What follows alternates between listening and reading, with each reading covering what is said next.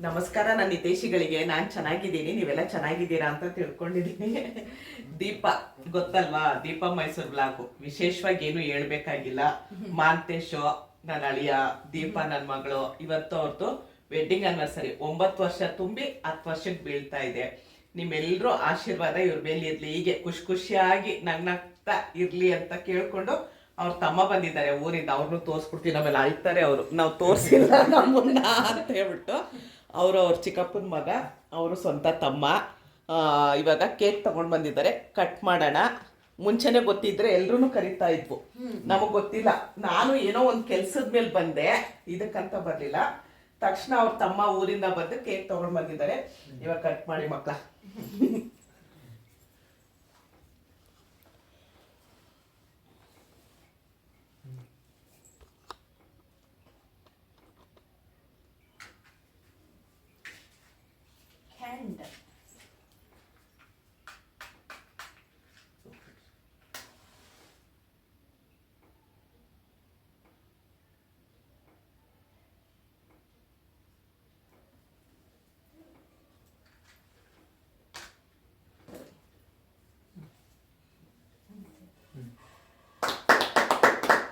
ಮೂರು ವರ್ಷ ಇವಾಗ ಹೇಗೆ ನಗ್ನಾಗ್ತಾ ಇದ್ದೀರಾ, ಖುಷಿಯಾಗಿ ಆರೋಗ್ಯವಾಗಿ ಇದೇ ರೀತಿ 100 ವರ್ಷ ಸುಖವಾಗಿರಿ.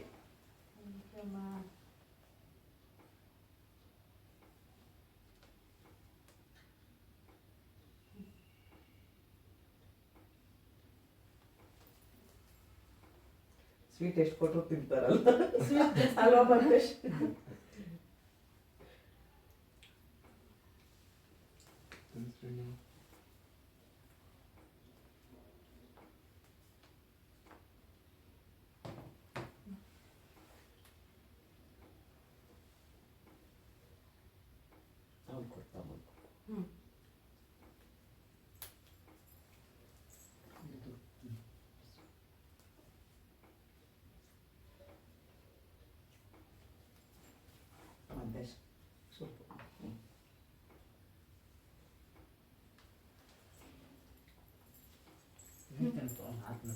ನೀನು ತಿನ್ನಬೇಡಿ.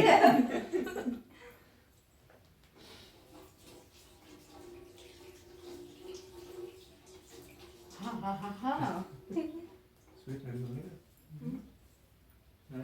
ನಮ್ಮ ಒಳಗೆ ಮಲಿಕ ನೋಡಿ ಕೆಮಳೆ ಸ್ವೀಟ್ ತಿನ್ನೋ ಸ್ವೀಟ್ ಎಕ್ಸ್ಪರ್ಟ್.